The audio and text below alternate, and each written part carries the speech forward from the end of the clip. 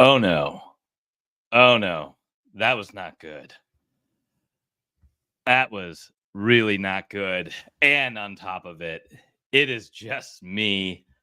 You know what? The So far the best part of my day was discovering this Sonic Youth song on an old 7-inch where they cover Madonna and went by Ciccone Youth. I have never heard of this. It's really dang good. And since we just started broadcasting, I haven't posted this in the Discord. I'm just going to kind of play it in the background because I get to do that because I'm by myself. This is Clean Hits post game, not so fucking clean hits discussion. The hockey club, the Utah Hockey Club, fell to the Colorado Avalanche 5-1. It was an ugly game, and we are going to get into it. I'm just going to give everybody a couple seconds to enjoy the tunes of Ciccone Youth, aka Sonic Youth, doing a little bit of Madonna into the groove while we let some people trickle in. I'm going to get this posted everywhere, and then we will get going.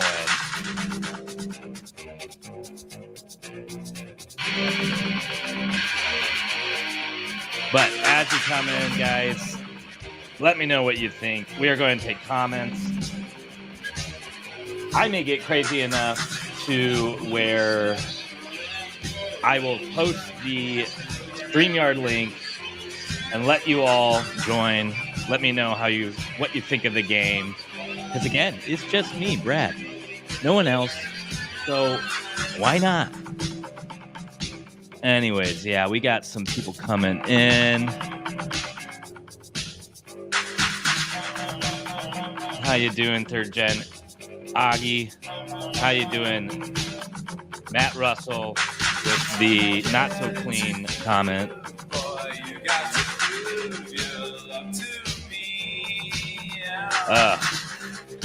Spencer, with the comment, poor stick handling, just good pressure from Colorado, or both? From what I saw, definitely both. This is a very tough team, so I felt like this was a trap to begin with.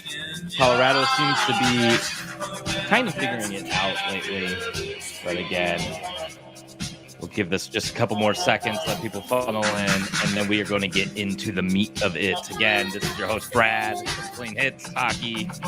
Just me tonight. So you get to get into the brain. I got my post-game line forward.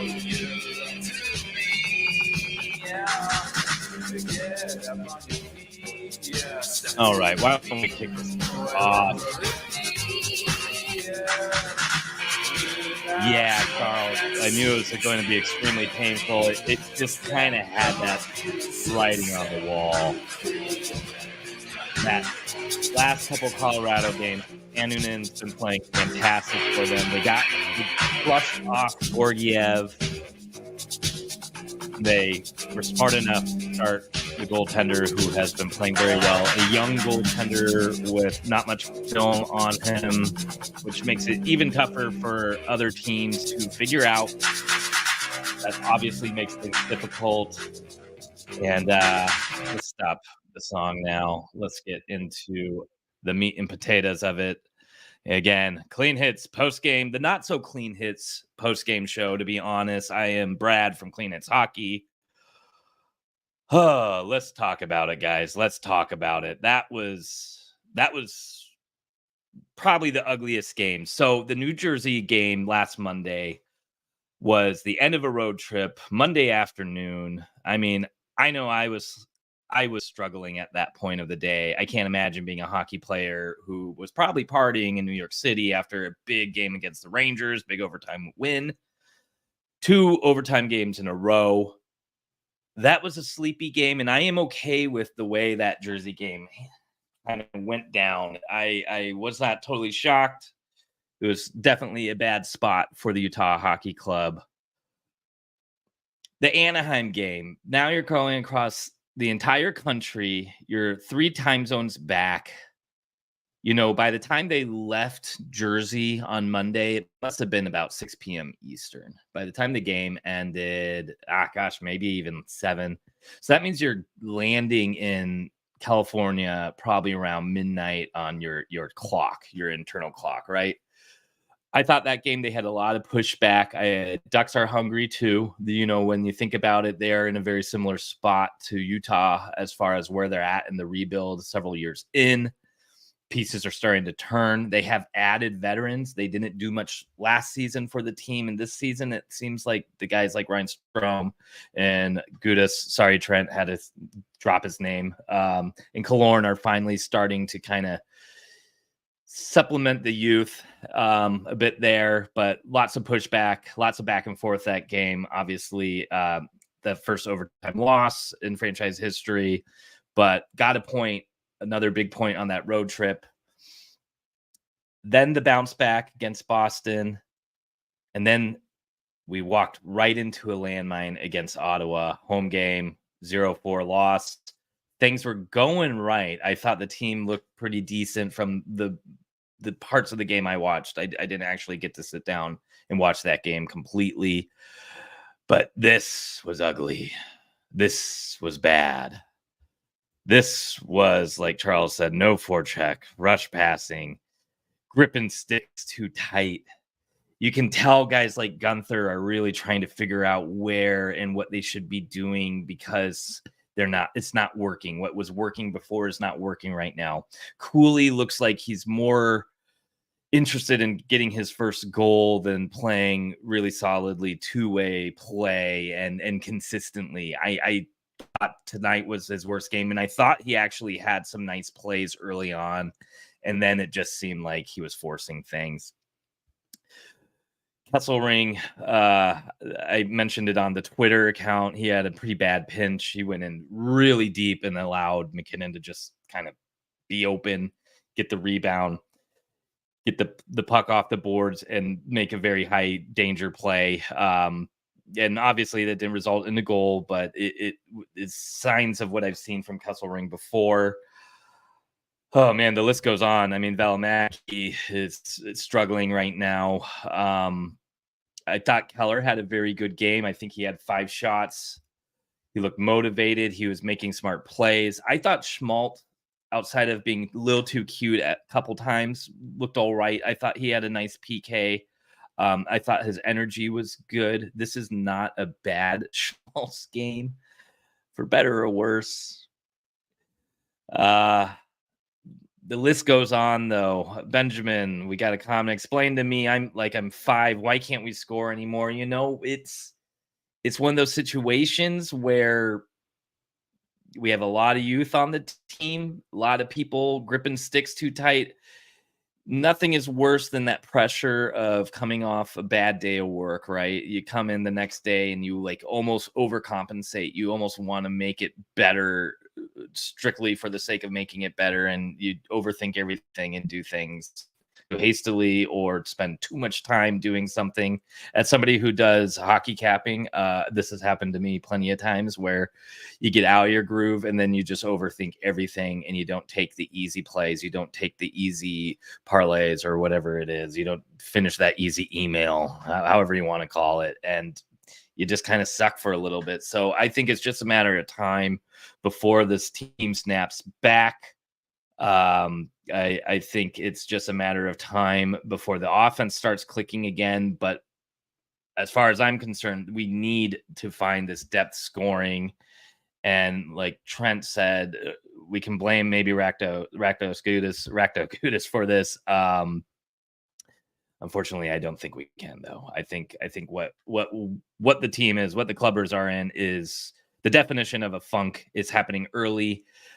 It doesn't help that the blue line is so beat up. It doesn't help that guys like Sergachev are playing extremely large amounts of minutes and are not being able to play more offensively than he probably would like to play.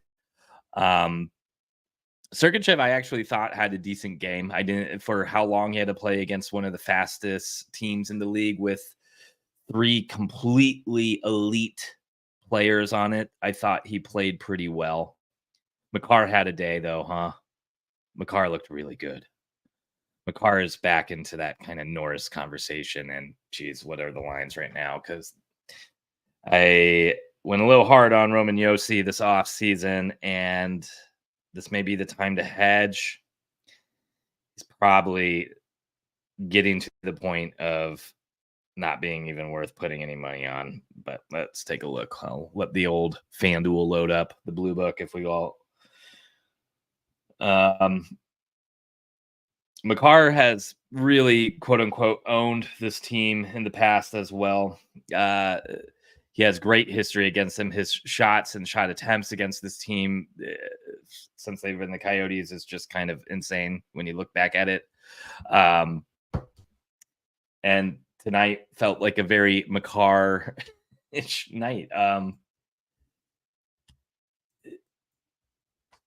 Not necessarily at a loss for words. I thought we were going to get a lot more pushback, however.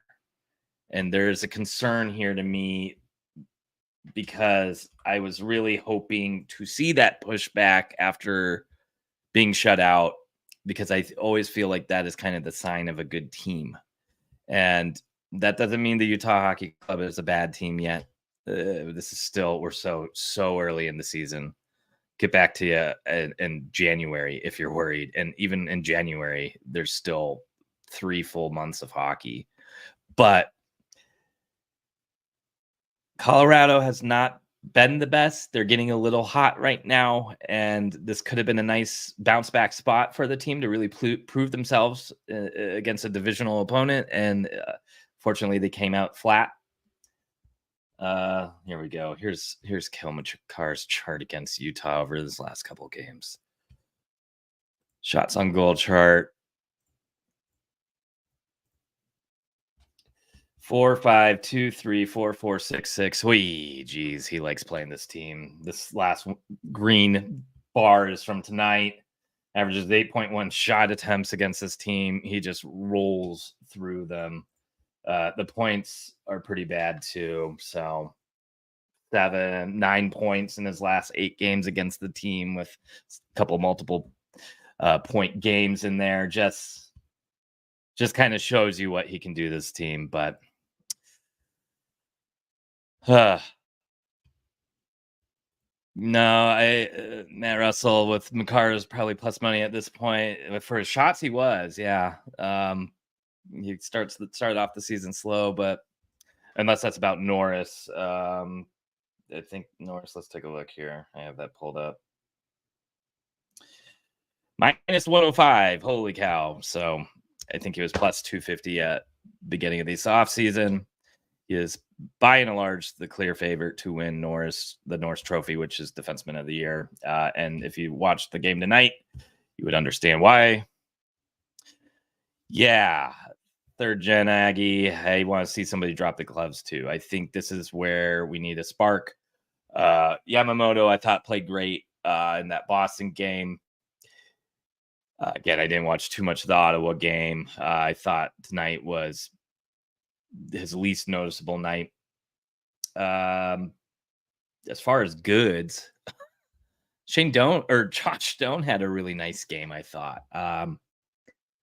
Stripping pucks, pushing guys down, playing on the board really well, making some plays, hustling his butt out there, his ass. I forgot this is not so clean. So I can say ass now. He looks like an NHL player, and we've talked about it on the podcast already. Just because he looks like an NHL player doesn't mean he needs to stay on the team right now. We have the lap of luxury of being able to move him down to Tucson without him going through waivers. Waivers means somebody else could pick him up. That means we can kind of move him freely between the two teams throughout the season. Once Bukestad's back, I am A-okay with it. I don't want Josh Stone on the fourth line. Clearly, Bear, Andre Tournier, the head coach, Tournier, wants to mix up the vets with the youth. And I think that's why we have the Kraus, Kerfoot, Doan line, even though I think that was mixed up a little bit tonight. I really want to see that Kraus, Bukestad, Michelli line again, or at least reunite Kraus and Michelli somehow. And I think that that depth scoring should help, because a team like Colorado, who currently has very little depth now, Devontae's is back, and that helps them an extreme amount on the defensive end of things. I mean, take John Marino out, which we haven't even seen, or take Sean Dursey out for us, and then multiply it by 10, and that's kind of what missing Devontae's would be like. Definitely more defensively responsible than Sean Dursey, but has underrated offensive upside. Probably one of the best number 2 defensemen in the league, if not the best number 2 defenseman in the league. He would probably be most teams' number 1. What were the Islanders thinking with that trade? Please tell me. Yeah, I'm going to hear a lot of sighs tonight, guys. Sorry. And, let's take another glass of wine, a sip of wine. And we got Trent reporting from the trenches, if you will. Brogan Houston just has a quote: per Tournier, Nick Bukestad could be ready to go on Saturday. Very interesting. I wonder what type of moves they'll make. I wonder who will get sent down. It almost feels like they would have to send down Josh in order to make space for Bukestad to come in. I don't think they would send down Yamamoto, even though it's early enough in the season where not too many teams have injuries, so maybe he would make it through waivers, especially with the salary cap. One more comment from Trent. D take longer to adjust. Was worried all the new additions would lead the team to a slow start. Now with all the injury fill-ins, it's even crazier. Yes, absolutely. And I think Nashville, the Predators, are a great example of this as well. They added Steven Stamkos, Jonathan Marchessault, Brady Shea. 3 huge, huge pieces to the top 6 and one of the top defenders, and start off slow. Lost their first 5 games. I think it was their first 5. Finally beat the Bruins for their first win, and they looked good in that game. The pieces are starting to click for them, which is not good for us, because the Central, unfortunately, looks extremely difficult right now. Colorado started off slow. They're looking really good now. I think they are finding depth. Ross Colton is a hell of a piece to add to that top 6. He is, gosh, you close your eyes and it looks like Nishushkin out there, the way he's shooting and scoring. I think he has 7 goals on the season already. Insane. Mental stats looked great for them. Their bottom 6, which on paper looks, I mean, when there's a bottom 6 and I don't know who 2 other players are, that's not good. And it's not because they aren't prospect. It's just kind of guys who've been shuffled around and kind of cracked the team. But they're playing their hearts out, and they're playing with grit. They're playing with piss and vinegar. And that's something that I think this team needs to start showing a little bit more of. They kind of showed a lot of that at the start of the season, a lot of pushback. I haven't really seen that oomph, though, from the Utah Hockey Club since, I don't know, maybe the home opener. Definitely in the Boston game a little bit too. I think the Islanders game was kind of a race, and we got to the finish line first. I think the Rangers game, there was a lot of pushback in the Rangers game too, actually. But what can we take away from this on the positive end? Maverick Lamora looked pretty good. Offensive instincts were there. He had some really crisp tape-to-tape passes. He looks big out there. He looks gangly, though. And one thing I noticed was, as he makes some pivots and turns full circle to go from one direction to the other, it takes him a while. And that's probably partially due to his size, probably is partially due to his lower body strength, not being able to kind of shuffle the rest of his body around quickly. So there's definitely going to be adjustments to NHL speed, but the instincts look good. He wasn't afraid to lay the body. He wasn't afraid to get in the mix of things. A really impressive NHL debut for a very young defenseman who kind of got thrown into the Wolves playing against a Colorado team who is always dangerous. Kerfoot had another solid game. Probably the most underrated forward on the team right now. Keller looked very solid. 5 shots on goal, was trying to generate offense as best he could. I thought Schmaltz looked all right. Josh Stone, I thought, had a very nice game as well. Sergachev, I thought, had a very nice game. Big minutes, did everything right. Let Kesselring roam around a little bit more than I would have liked to see, but was able to kind of get back there and defend. He had that one really ugly moment where he kind of gave up on the play. Luckily, he still kind of scooched is such a good word, scooched his way back to our end of the ice and saved a goal. It was kind of by accident, but at least the offensive or defensive instincts are there. And man, I think that's about all the goods I wrote down on my list. Kolyachonok, I didn't think made much of an impact. Ian Cole was doing Ian Cole things and taking bad penalties and just not being where he should. Getting caught flat-footed a lot. Bad stick play. Cooley looks like he's too interested in getting that first goal. He definitely needs to get the monkey off his back. We need to get him off the schneid real quick here. That is a goal scorer I will be looking to place a bet on very soon. Maybe take a look at the schedule and see what games look good. From third gen Aggie, Cully only played like 12 minutes. That's not good when this blue line is so beat up. Valmaki looked lost again. I think, we're starting to hear rumors about maybe making a trade. There was the Pierre LeBrun report that came out earlier today that he has heard that we are maybe interested in Ivan Provorov from Columbus Blue Jackets, drafted by the Philadelphia Flyers, I think sixth overall in 2015, the McDavid draft. McDavid, Eichel, Dylan Strome, Mitch Marner, Hanifin, Provorov. No, Pavel Zacha, and then Provorov. I'm sorry. Yeah, Pavel Zacha 6, the Devils, Zach Werenski 7, Rantanen 8, then Provorov 9.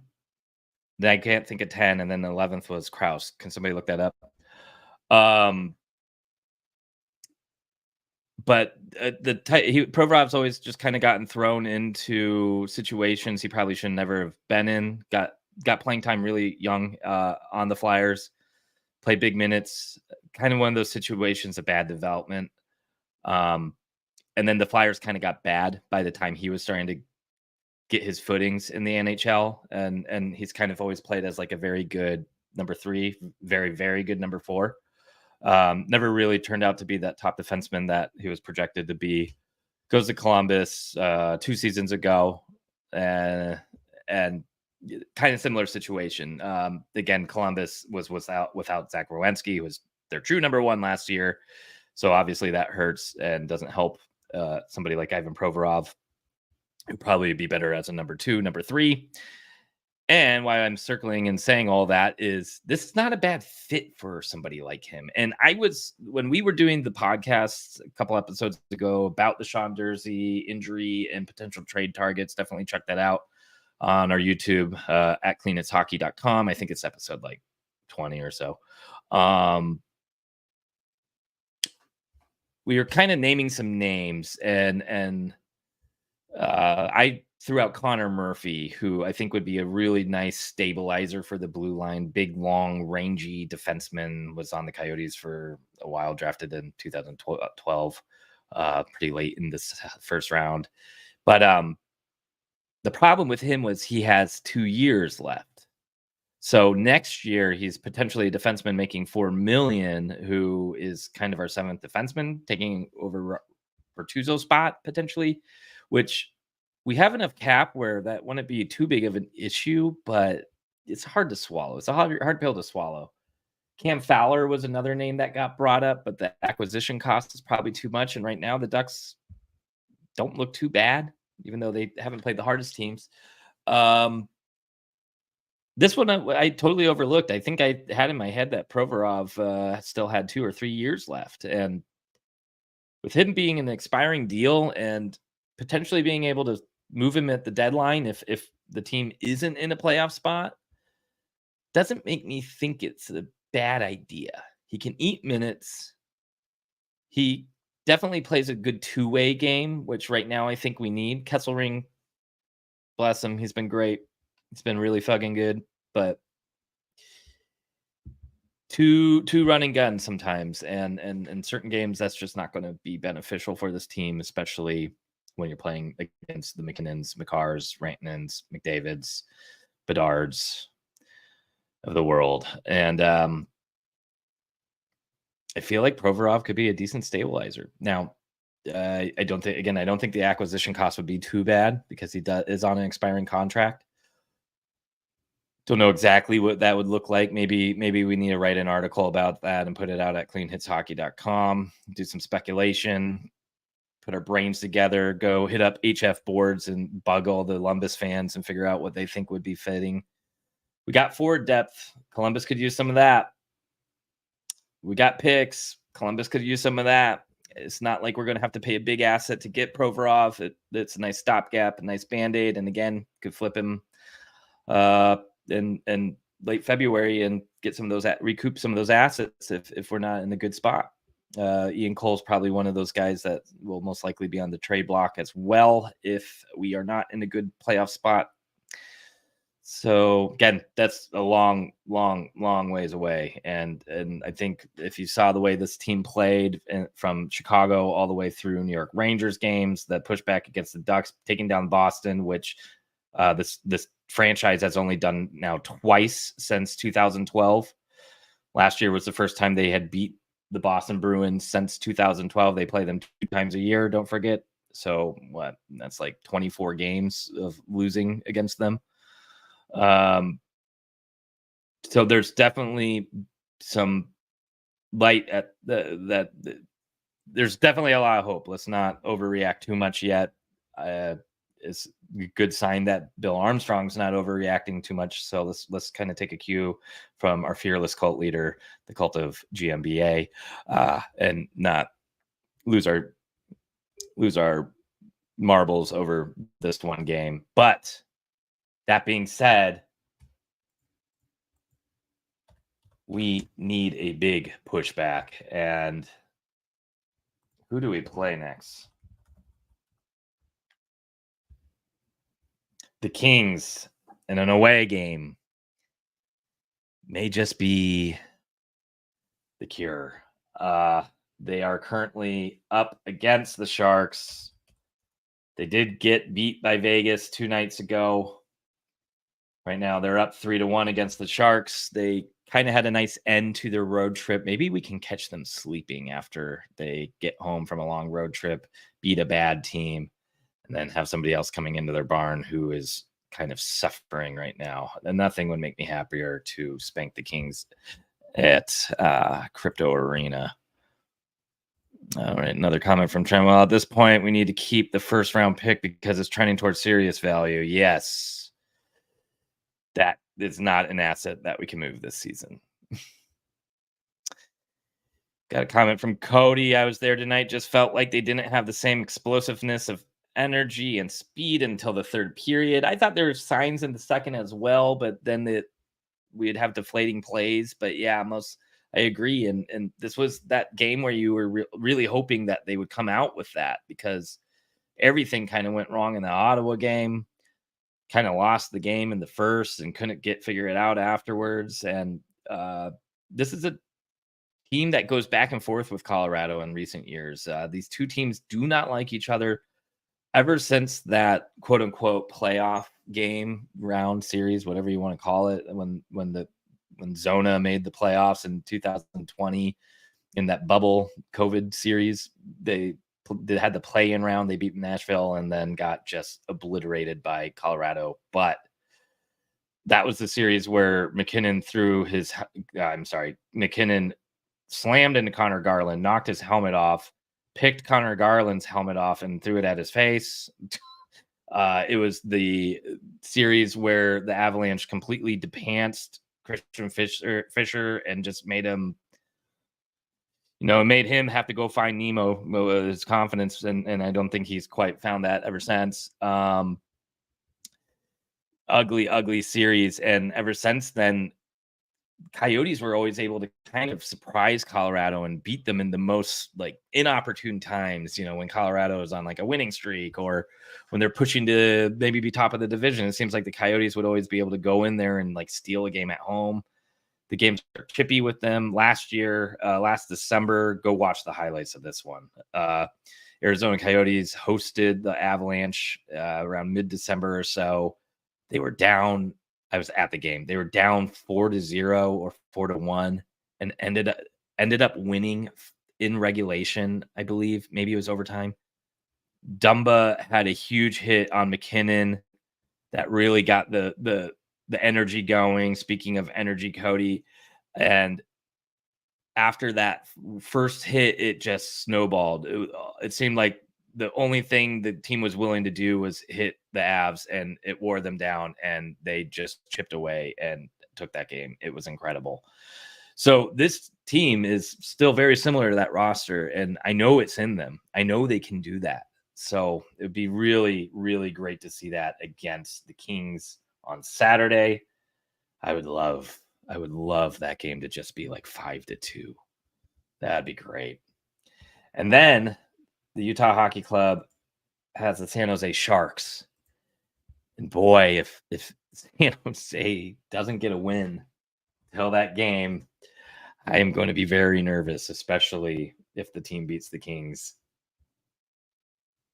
And that road trip does not look fun because, well, I'm sorry, that's a homestand. They get Calgary after that. Flames lost to Carolina tonight, so maybe that fire is burning out a little bit, if you will. Then they go on the road against the Golden Knights, Jets, Blues, Predators. That first week of November feels very important to get things right, especially with 3 of those teams being in the division. I think this is going to be a big test of what this defense can do if they can hold up in these next 2 weeks of play. Because if you look at that schedule and the way this team played at the beginning of the season, it sure feels like they should be able to come out of that 500.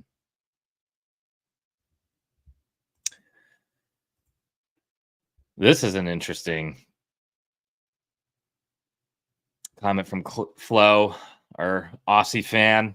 Let's do a deal with the Habs to get Mr. Wi-Fi himself, who is currently scratched, and Savard, last year of his contract for Schmaltz. Woo! Montreal did lose Patrick Laine to an injury early in the season, who was supposed to beef up that offense. Feels like a lot to lose on the back end, but man, that is very interesting. Value-wise, kind of feels like it could be something of interest for both teams. It's fairly fair. On that same LeBron report earlier, they mentioned that Montreal may be looking for some offensive help. So, really interesting. I know it's October, but I just want to highlight one other thing here, because this is what's going to be so crucial for the potential of making the playoffs. Currently, the central standings, geez, I don't know if you can read that, but Winnipeg is on top. They are currently tied against Seattle 3-3. If they win, they will have gone 7-0, which means they will have 14 points. But look at Minnesota right beneath them. I don't think anybody expected this, including me, who said that they may become sellers this year, maybe go straight up tanking for McKinnon next season.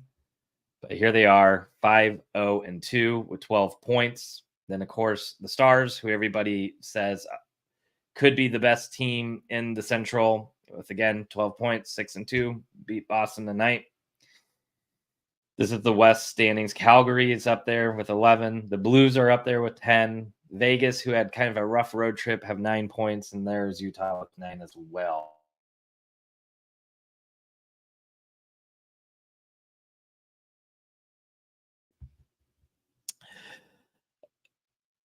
It was much nicer when they were on the top of it. And what I don't like here is the fact that Minnesota is playing so well, because that feels like one of those potential wild card spots.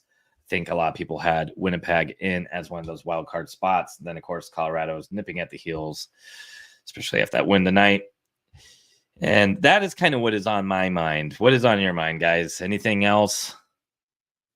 I'm ready to finish this glass of wine. I'm ready to call it. That was a brutal night. Hopefully they pick it up against the Kings next game. This is always a great thing to remember by Trent. Around 75% of teams in playoff positions on Thanksgiving end up making the playoffs. Luckily, that's more than a month away. So something to kind of think about. Maybe when you hear that general manager Bill Armstrong is not making a move, you may want to think again. He is extremely elusive in the media, unlike John Chaika, the past general manager for this franchise, who could not keep his mouth shut. It's like me on the post games. Armstrong has over and over made out of left field trades. I think the Chychrun one was one of the only ones that we kind of all knew was going to happen. Obviously, Chychrun requested a trade, and Ottawa is one of the few teams that wanted to dance with Bill Armstrong on that one. The OEL trade, to an extent, was kind of written on the wall. Again, it was the situation of wanting to move him, Vancouver wanting to dance, but I don't think anybody saw Garland being part of that and getting the return we did. Hey, 3-putt. I saw that you met Corey. Got to get that man out of Utah and Salt Lake. He is not letting this team score. He has got to be the voodoo, right? But where was I going? Yes. Don't believe what you may be hearing in the media, especially the local reporters or the people. The closer you are to Bill Armstrong, it seems like the more misinformation you're getting. And obviously, we'll keep our ears out. Maybe we'll be posting a little bit of breadcrumbs, or maybe talking about a little bit of breadcrumbs that we hear about on the podcast. So be sure to be following us. Definitely subscribe to our Substack and blog at cleanhitshockey.com. Unfortunately, prices have got to go up, so those will be in effect tomorrow. The inaugural pricing is over, and we are going to have to move everything up just a smidge, but that will be where you can get all of our content. Trent is working really hard on getting a ton of prospect pieces, and will be, now that, maybe a top 10 pick, maybe in this team's future again, we'll definitely be scouting out the prospects that will be in this upcoming draft as well. So you'll be able to keep up with their profiles throughout the season, along with all of those standout players that general manager Bill Armstrong has already drafted. Make sure you're following us on Instagram. Kenny, the meme machine, is going to continue to put out content there and break down plays. That's at Clean Hits Hockey as well. If you're not in our Discord, I don't know what you're doing. We have such a fun time in there. Game day threads are super active. You guys chat too much. I can't even keep up with it all day, every day. If you want to obsess over Utah hockey like we do, come join us in the Discord. You can find that link on our Twitter, in our link tree. Then obviously give us a sub on our YouTube page at cleanhitshockey.com, on the Spotify, on the Apple Pod, and definitely give some support to some of our favorite content creators around the Utah Hockey Club as well. SLC Puck, huge shout out to him. I mean, his post-game shows are just unbelievable, and the Halloween costumes, I can't wait to see where this ends. The lion one, the other episode, was just made me giggle in bed. Sound like a 10-year-old again. Mav Lamb goal, I am going to bet on it again. If it's plus 1,000, I think I could bet on it 10 times before I don't make any money.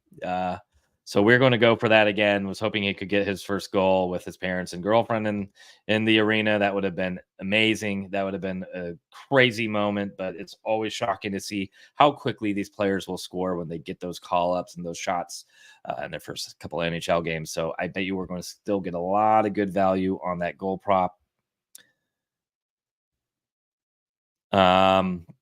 Otherwise, yeah, I think that's it. Any other comments? Any other things you guys noticed that you want to bring up? Repot, the Mavlam interview on the radio post game was fun. Dude is excited even in a loss, refreshing. The kid is amazing. His personality is great. His draft year exit interviews were fantastic. Just seems to love life and seems to love to be wherever he is. TV production team needs to be warned about Mavlam's parents if he does score. Yes, you can look that up from the draft. And we are going to release the Costco Gunther Old Dirty Bastard tribute shirt. I am going to try to get that up in our merch store tomorrow. That merch store is gretzkybetsky.printify.me. That is my side hustle, Gretzky Betsky Bets.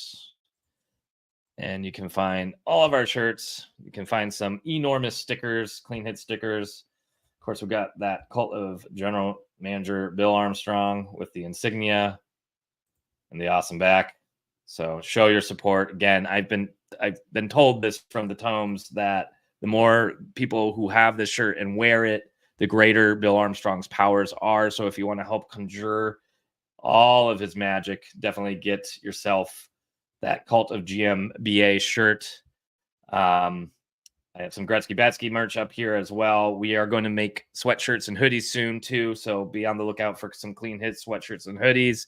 And of course, that Dylan Gunther Costco Old Dirty Bastard tribute shirt will be in that store very soon.